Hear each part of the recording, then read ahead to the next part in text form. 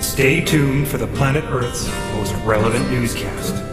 Broadcasting from Sector 17G of the Milky Way galaxy, we present you a program that is a strange combination of newsworthy and non-newsworthy. Funny at times and extremely non-funny at others. Ladies and gentlemen, Earthlings and Lunars, we present to you Valemount Live.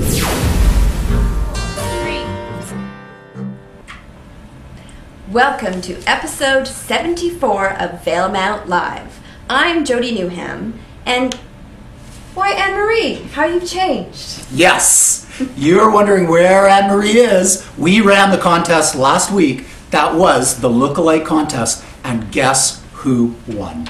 Michael Austin. Here I am. Hey. I won the Anne-Marie Scott lookalike contest.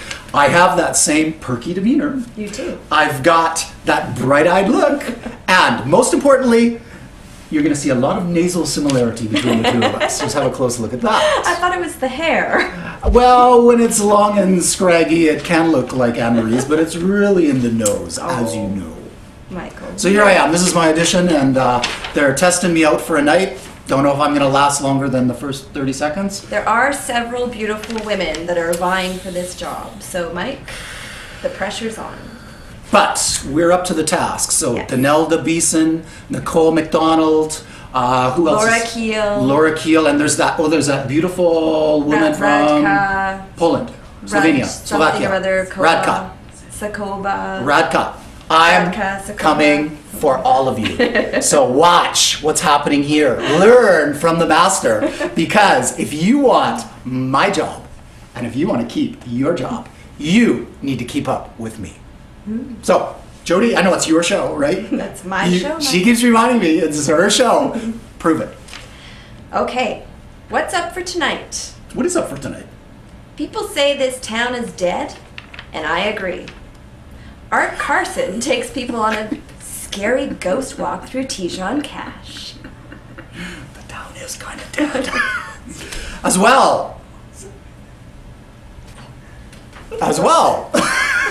This is just our preview here. This is our introduction. We're just experiencing some technical difficulties. If you are watching, and we know most of you aren't, don't worry about that.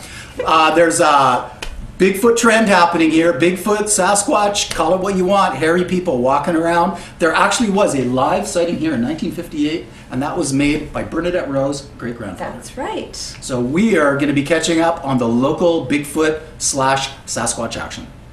And we've got Cloud in a Bottle. Zach is back with his sciencey stuff. Zach is back with Cloud in a Bottle. Cloud Sounds like in a a Mick Bottle. Jagger song. Does Zach have the big lips and teeth and stuff happening for him? It does. Yeah, all right. We'll have to check those out later. As well, we've got a special edition, part two of graduate interviews. These charismatic people, some of them who may be looking for this job. And we just found out that there could be something special happening at the end. Late breaking story. Spotty fawn found in a Valemount backyard. So don't count us out early, because at the end of the graduate interviews, we've got the fawn story. That's right.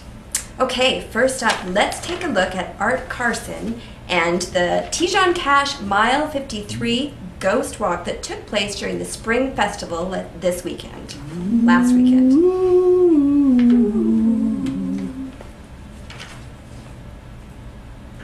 Or let's not.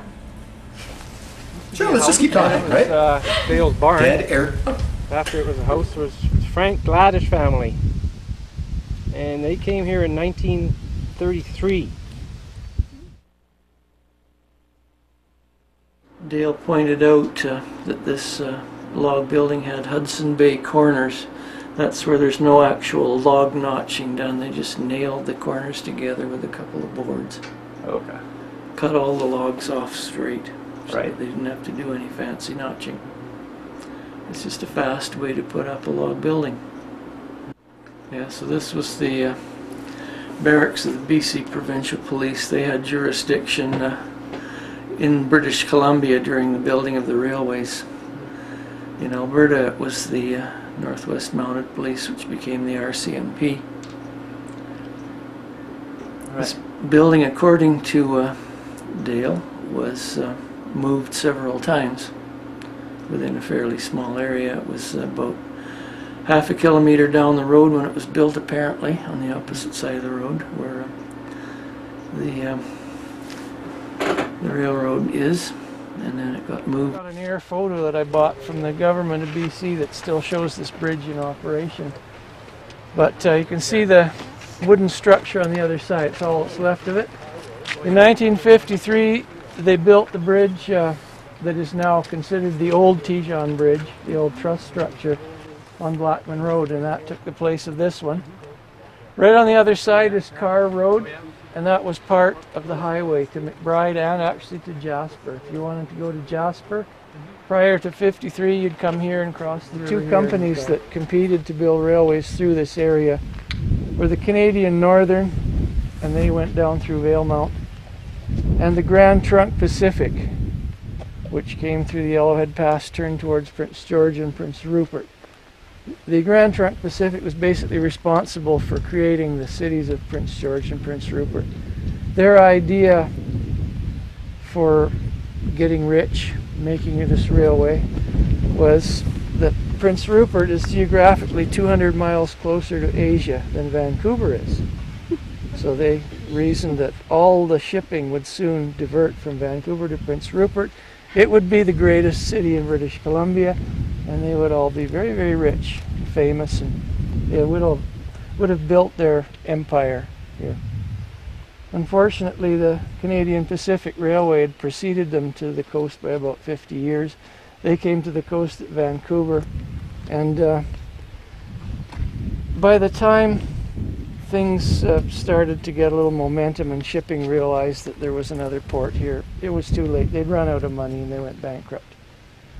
The Canadian Northern Railway, in choosing Vancouver as their seaport, were in direct competition with the Canadian Pacific further south. And basically the same thing happened. They couldn't corner any of the market soon enough. They ran out of money. So we had these two competing companies, both bankrupt. The Canadian government took them over and created the Canadian National. Most of the way across Western Canada, they tore up one set of tracks.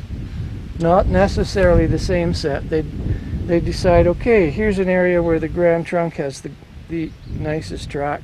They kept that.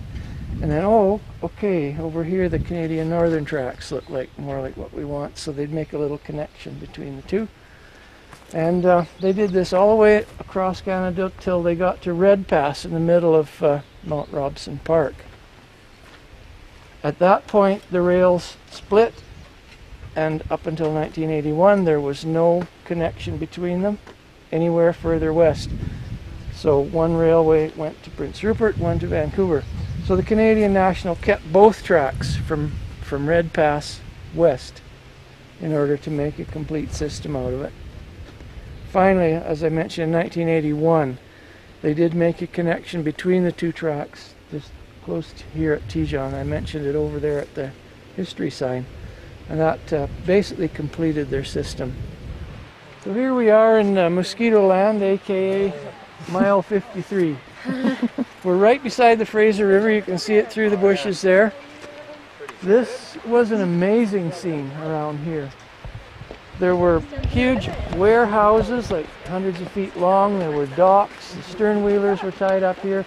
They were building these things called scows, little square boats, basically a wooden box with sloping front and back, filling them up with supplies and putting crews on them and rowing them down the river with oars.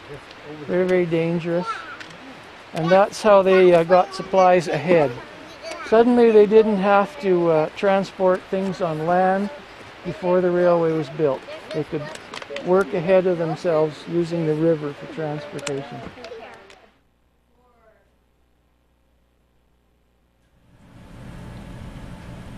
Hey, so do you believe these guys? I mean, there's all this talent in Valemount. We have all of these tourists wandering around, walking down the middle of the road at night, when Art Carson and Bruce Wilkinson and some of these other talented naturalists and historians could be doing tours. Absolutely, I agree. You know, I lived in Tijon for 10 years, and I never knew it was exciting. I never knew there was anything interesting about it. So what do we have to do to get these guys out and get them working with some of these tourists? Could be big money. Mike, you're the idea guy. Art, I want you to work on your Chinese and your Korean. Bruce, we need to meet. This is a plan. Okay. It's good. In fact, we should get the whole town working on their Chinese. I agree. Now, the reason we're talking about Chinese is because statistics show, Chinese people love Sasquatches. other statistics are showing that the population that's viewing the show the most comes from China. China. Who knew? Yeah, exactly. Who Yeah. knew? So Valemount, you're not watching. So a bunch of people in China are watching. So for those of you who are watching in China and you're trying to improve your English as you're watching us, don't listen to me. I'm barely literate. Pay attention to Jody because she's got all the talent here. I want to tell you about Sasquatches. Mike? Sasquatches. So there's a big Bigfoot trend happening here in town, and coming up this weekend, I believe, Jared Smith, local Sasquatch hunter type guy, and 3 student ambassadors are setting up a Sasquatch Scramble. That's right. So what is a Sasquatch Scramble? You know what? I don't know. I might have to consult my paper. Okay. Oh, it's an amazing race type of event. People dress up in costumes and answer riddles. Now, apparently it's not too late if you want to sign up for this. So contact Jared Smith at 250-566. The number will be coming up. So, Jared, tell us all about it. I'm Jared Smith. Annabella. Ethan Kennel. Raphael Gamen. Okay, Sasquatch Scramble is Valemount's first, hope to be annual, amazing race type event. It's going to be for a younger crowd, 16 to 26, and they're going to be in teams of 3 racing around town, doing different challenges and solving riddles or clues to move on to the next challenge. So how did you guys first get the idea of hosting this type of event? Well, my sister-in-law put on an amazing race kind of event for my birthday, which is just a lot of fun, so I thought it'd be fun to do it on a bigger scale with more people. We've mainly been contacting businesses to get them involved with the Sasquatch Scramble, and if the business has not come up with their own idea for a activity, we've helped them with a few ideas. We've just created the challenges. We're just in the process of trying them out. This being here at the library, this was the first time we tried out a challenge and it went pretty well, so we'll have to see what the other ones have in store. Well, although this is the last day to get your application in, we still encourage any viewers to apply anyways. Maybe we can take applications a day or 2 late. So if you're interested, email thesasquatchscramble@gmail.com and we'll send you some more information. You guys talked about businesses earlier on. What are some of the businesses that you got involved? The library, the museum, the Crafters Guild, the IGA, the Recycling Depot, campgrounds, the fire hall. What else? Canadian Mountain Extreme Sports. Teams of 3, and you have to have your own team name and your own costumes. Costumes. We recommend to make your teams go out as outrageous as you possibly can for costumes. There Make is a yourself prize stand out, yeah. for the best costume. Did not know there were costumes. Okay. Oh, I should mention the prizes. We have some rather excellent prizes this year too. Whitewater rafting trip and a river safari trip and a trip with Tony on the horses. As well as a helicopter flight with the rock. It's going to be a barbecue right after the event, so if nothing else gets you excited, then maybe a dinner will.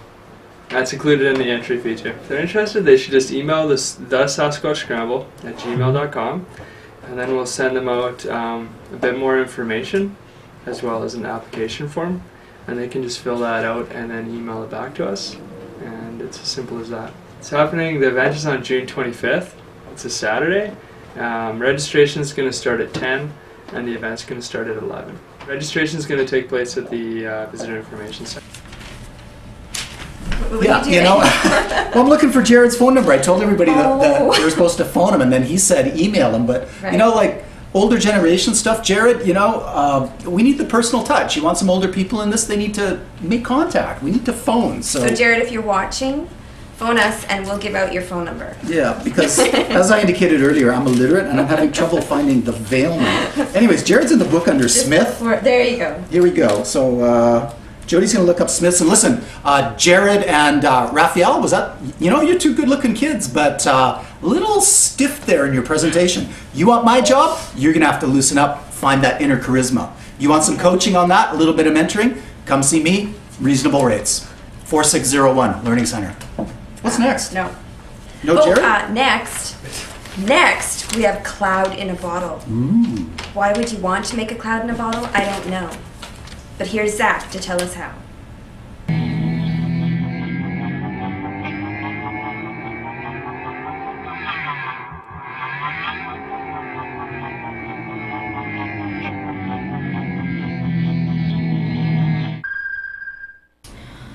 Hi, I'm Zachary Schneider, and today on Sciencey Stuff we are going to be making a cloud in a bottle.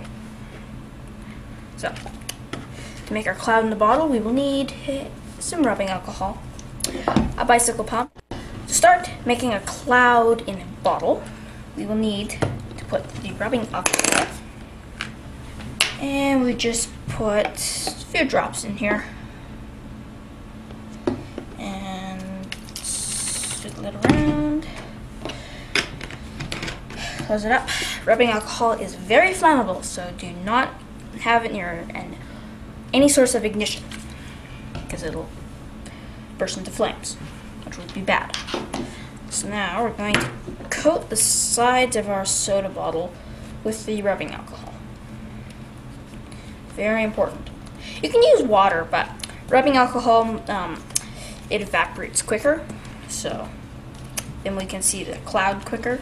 Water will work, it just needs more pressure. So put our bicycle pump on there, and we pressurize it.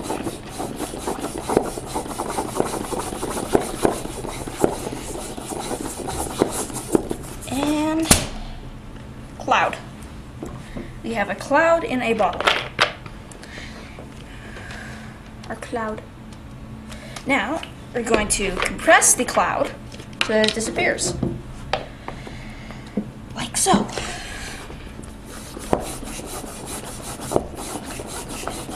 And the cloud is gone.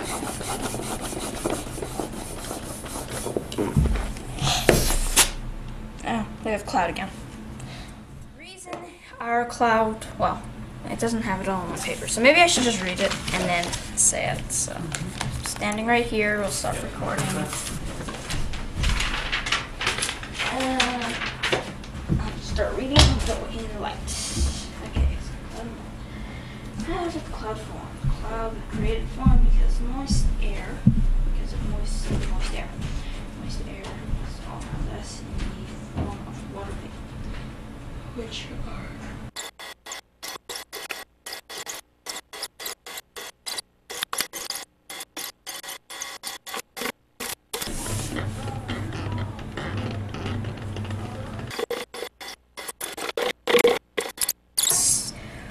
our bottle with the bicycle pump, the air in it.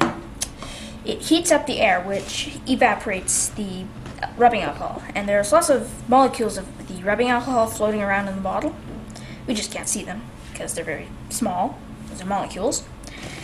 And then once we take the bicycle pump off the bottle, then the pressure escapes, and then the rubbing alcohol condenses, which forms our cloud. Thanks, Zach. So you're gonna run home and make a cloud in a bottle? I tend to like things that go boom a little bit more than things that go whoosh. So when's he going to do some stuff that blows up and creates some flame?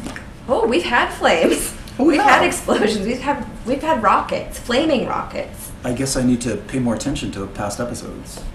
That's right. Anyways. Okay. Next up. I think it's my turn. Oh, sorry, you're up. So, rites of passage. Yes. Fasting. Vision quests. Tattoos. Real tattoos. The ones with sharp objects and ink from plants and stuff. Mm-hmm. These are the rites of passage that mark passing from boyhood to manhood, from girlhood to womanhood. Mm-hmm. And what do we do here in the West? We have a graduation ceremony with lots of pain involved in wearing a tight-fitting suit and a dress that doesn't fit quite right. High heels. Ugh. So what do you think? Tell us about your graduation. Oh,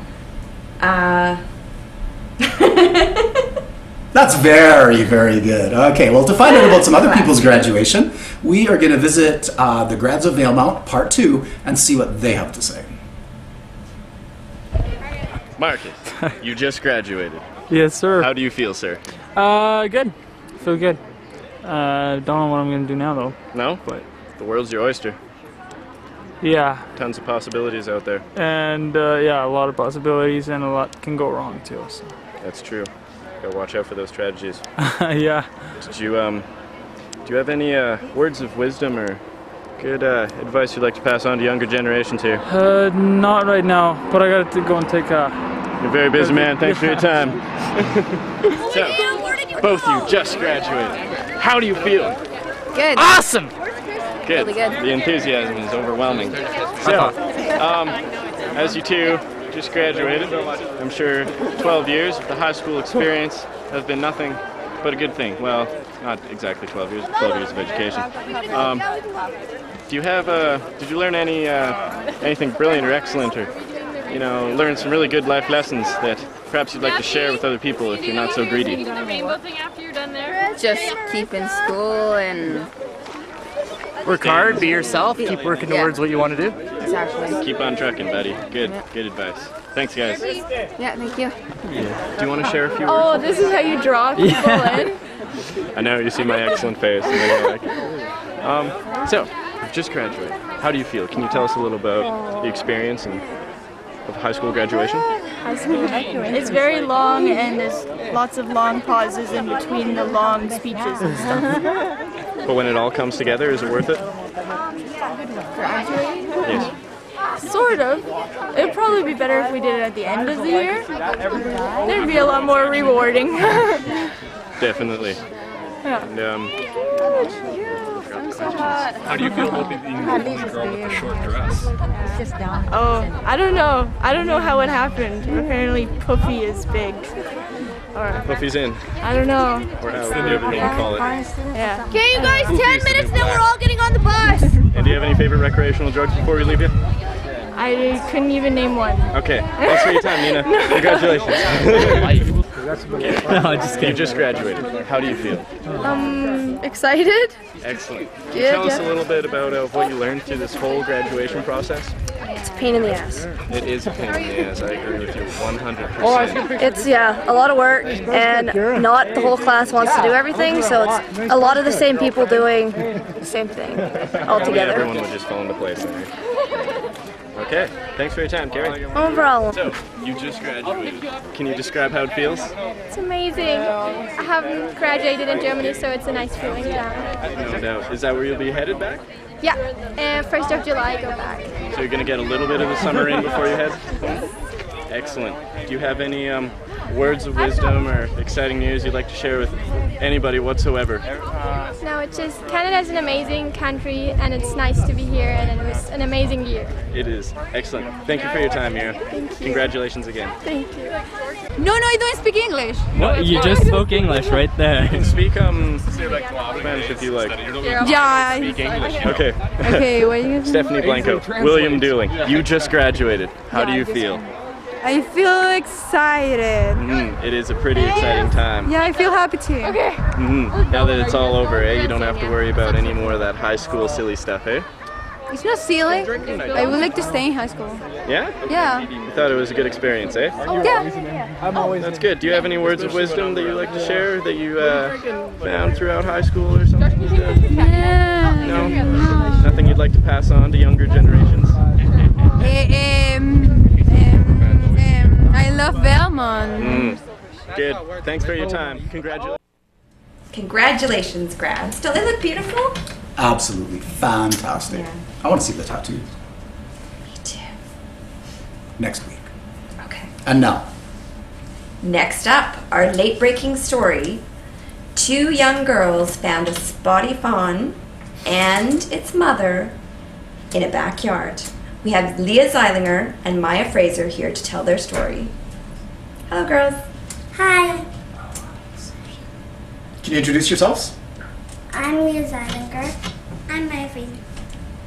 And we saw a fawn a little while ago. And how did it happen? Where did you find it? Well, there was some bushes beside our house kind of in our yard, and there was a fawn that was sleeping, and Maya ran into the bushes trying to find leaves, and she said that she saw a fawn. And then I found its mom, and then we had to go back into the house and call Mom to come and see the fawn, and we're wondering if the fawn is still there. So is the fawn still there? Well, we're not too sure right now, but Leah kept on saying the fawn's going to attack, the mother's going to attack very soon. And so we ran it on the tramp, we ducked, and I said, let's stay like a rock flat down. And we were spying on the mother, and it was looking at us, and we were trying to find the baby, and we wanted to really see the baby, but we didn't get to see it that well. Only the first time, and it was really sleeping. Did the mother go back to its baby? No, I don't think the mom found its baby because the baby was lying down, and I'm wondering if the mom is still there, and I'm wondering if the baby went with its mom or if it's still in the grass and its mom doesn't know what it is, but I hope its mom finds it. Yeah. And show us how big the baby was. The baby was about that. Aww. So girls, as you know, there's lots of people watching from foreign countries, and they have never had the opportunity to see a fawn. Can you show them the sounds that a fawn makes? Not too sure. Maybe I think they talk to each other with movements or sentiments or something, like with their tail moving or something. Like sign language. Yeah, sign language. I've only heard an elk when I was little, but I've never heard a fawn, a deer, or a buck. What did the elk sound like? It sounded like a person yodeling. Can you give us an example? Not really. Oh. Try. No. Maya, have you heard an elk yodel?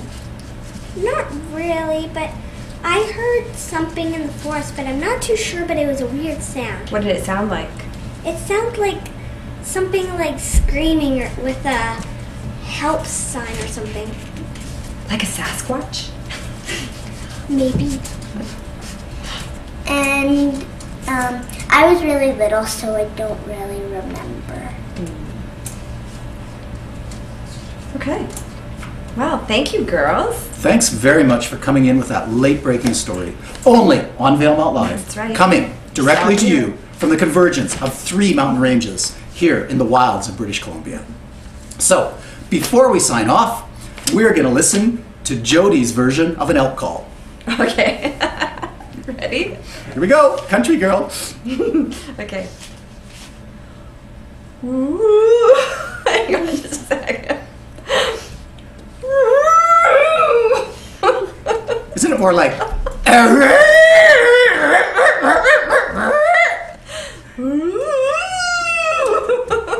Girls, is this correct? Maybe. Probably not you, but maybe Jody. Yeah. This is community television at its best. And we're out of time. We're out of time. So, Thanks for joining what do us you call tonight. it there? Sasquatch Scramble. Oh, yeah, don't forget about the Don't Sasquatch forget about the Scramble. Sasquatch Scramble. We still haven't looked up Jared's number. He is in the book, Jared Smith. He's not in the book. He's not in the book, Jared Smith. But it's a small place. You're going to see him at the Gathering Tree. Stop him, give him your money, and he'll be happy. That's right. And anybody who's looking for this job, you know what you have to compete against now. Good luck. Jody's feeling the pressure. You see a little bit of sweat on her brow there. It's not the hot lights, it's the pressure she's feeling from Mr. Charisma here out to get her job. Because I want the big money, the fame, and the women. Can I say hello to my dog? Yes, please. My wife and dog are watching. Hi, Kathy. Tazabelle. Tazabelle. Tazzy. Tazabelle. This is where they cut. Okay. Bye. Good night. Have a good week. Thanks for watching. I'll be here next week. Don't know about Jody. We'll see. So long. Bye.